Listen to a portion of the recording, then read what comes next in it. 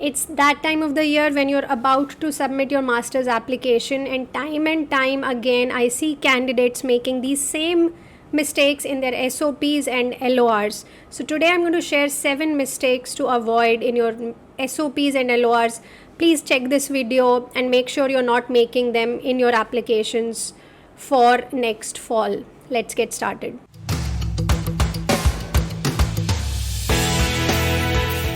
Hi guys, welcome back to the channel. This is Nishtha Tripathi from Scholar Strategy and 24 North Star. If you're liking our video, please do subscribe to the channel. It helps keep the YouTube algorithm happy. Now let's get back to our video today, which is about avoiding 7 major errors in your SOP and LOR. So before you submit your application, make sure that you check your SOP and LORs for these mistakes. Now, do you have an average profile? And if you're not from IITs or NITs, then this video is even more crucial for you, because for students with average profiles, SOP and LORs become very important component of your MS application. If you do not pay extra attention, these mistakes can cost you an admit. So let's dive right into it. Here are the 7 mistakes. Number 1 is not writing "why this university" paragraph thoughtfully. As you must be knowing, one of the important things that you need to cover in your SOP is to convince the admission committee that the university you're applying to is the right fit for you and you are the right fit for the university. By the way, if you're not clear on how to write the winning SOPs, then do check out our masterclass. I will leave the link below in the description box. It contains excerpts from multiple winning SOPs from our candidates who are attending top universities and my very pointed advice. So if you're absolutely clueless about SOPs, do not miss that masterclass. Now, coming back to our point, why this university paragraph may seem like a formality to some people and they write it carelessly. They would write generic pointers like I want to study at this high ranked university, the professors are stellar and I would get very good education. But the problem with that approach is it's a very generic reason and it may apply to 100 plus universities in US. So if you say something like that, it does not convince the admission committee that you're actually passionate about this particular university. So my advice is to spend good amount of time thinking about how to write "why this university" paragraph carefully, write concrete and specific information about this university, because otherwise it looks like copy pasted. And this is again a problem because sometimes students do tend to copy just like one SOP for different universities, and they even forget to change the name of the university in this case, which is obviously a very big red flag. So this paragraph is very important. Admission committee wants to feel wanted. They want to feel that yes, you are deeply passionate about this particular university, and if they give you an admit, you are likely to accept it, because this influences something called their yield factor. Yield factor refers to the percentage of applicants who accept your admission results. So let's say I am NYU University and I gave out 100 admission offers to 100 students, and out of those only 20 students finally accepted and rest 80 actually go to other universities. So my yield is now 20%, which is pretty low. So if the yield factor is high for a university, it helps them get a higher rank in QS rankings, US News rankings and all those things. So the university really tries to up their yield factor, and if they feel that you're not passionate about attending them, they may not give you an admit itself, even if they like your profile. So please take this paragraph "why this university" very carefully. Next mistake is writing a very long SOP. I usually like a SOP to be around 1000 words. But even if you go up to 1200, 1300, it may be fine. But anything above that is a serious effort for the admission committee to read through.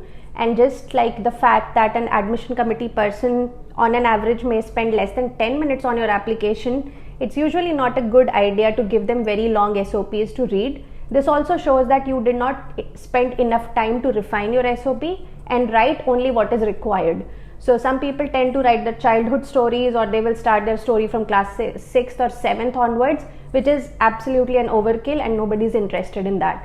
So understand what are they looking for in the SOP, and be very frugal with your words. If you give them a very long SOP, that leaves a very bad impression on the admission committee, and they honestly do not want to make that effort into reading it. Third mistake is not customizing your SOP for different degree programs or majors. What do I mean by that? For example, if you're applying for Masters in Computer Science and also Masters in MIS programs, then you have to write a different SOP for both of them. A similar SOP cannot cater to both the programs because the curriculum is different, the end goal is different, and the what they focus on in each program is different. So a SOP which focuses on your technical profile may fit well with the computer science application but may not fit well with your MIS program. So for each major that you're applying to, you should be writing a different SOP. Fourth mistake is making the SOP completely either personal or completely impersonal. So some people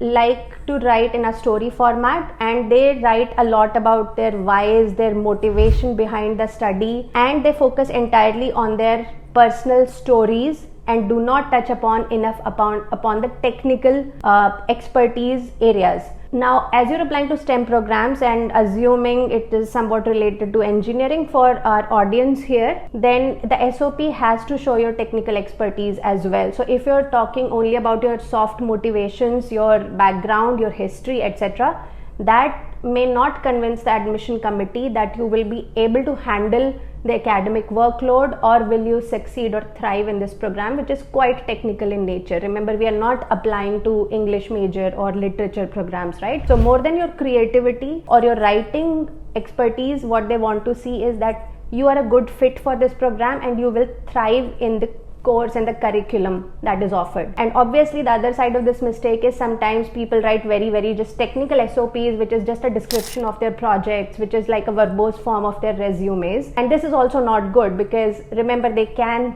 read your resume. So if you're just writing the same things again in your SOP, you're kind of wasting the space.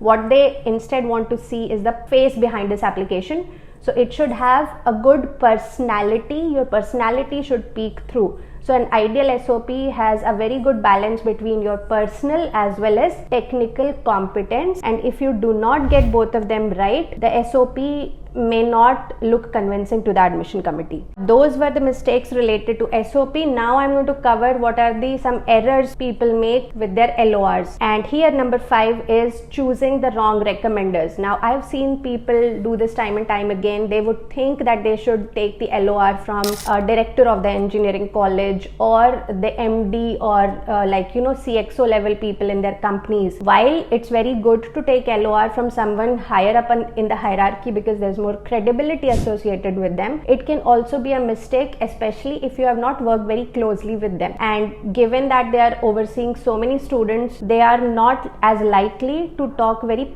specifically about your work. So they might give you a very generic recommendation, and generic recommendation do not work well because they do not tell enough about you or your work. So ideally, you want to take LORs from someone who has seen your work and who can comment the good and bad things about it. So ideally, someone who has supervised you on the project or who knows what you have been up to, who have actually reviewed your work, etc., is a better person. So a good combination would be someone, your direct supervisor, who also holds a good title in the company, or a professor in your department with whom you have done multiple projects and maybe he has also studied from an elite institute. So those are good cases.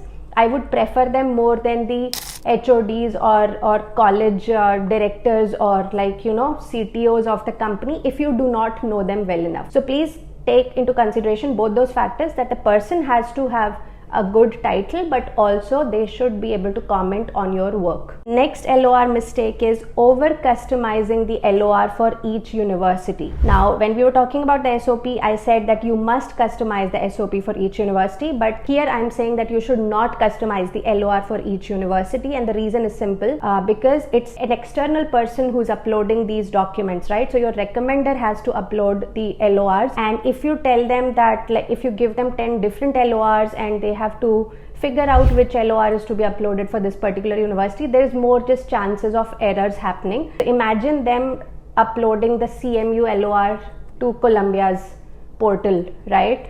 So that is like a blasphemy. You don't want to do that. Like, that's a big red flag, and the admission committee can figure out that, like, you know, this LOR was meant for some other university, and that does not leave a good impression. So you want to minimize those sort of mistakes, and the best way to do that is keep your LOR simple and standard. Give just one LOR to your recommender that they can upload to all your universities.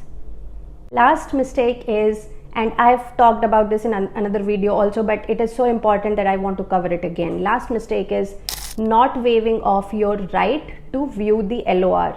Now, when you're adding the names of your recommenders on the application portal, there is a checkbox asking you if you would like to waive off your right to view this LOR. And if you check this, it means that you cannot view whatever that recommender has submitted. And when you check this box, your recommender gets to see that you have waived this thing. So your recommender would be notified that, like, you know, this candidate has waived their right to view this LOR, and if you submit this LOR, they will not be able to see it. Now, this is just an additional thing, and it gives the comfort to the recommender, first of all, that they can submit whatever they want, and secondly to the university that this LOR is unbiased. Because you have waived off your right to view the LOR, it means that there was no undue influence or pressure on the recommender to submit something they do not want to submit, and this gives the comfort to the admission committee that this LOR is genuine. So I strongly recommend that you should always check this box. You should waive your right. There is simply no reason to not waive the right? Because if you do not trust this person, then you should not be adding them as your recommender in the first place. So if you have added somebody, you should show that you trust them and you should waive your right. So those were the 7 mistakes I wanted to cover. They might be just oversight or silly mistakes, but yes, they can influence your admission decision. So please make sure you go through all of them and make sure that you are not falling for any of those. So how did you like today's video? Let me know in the comments. Is there anything else we can post for you? Let me know, and we will get back to you with a fresh new video next week. Until then, take care. Bye-bye.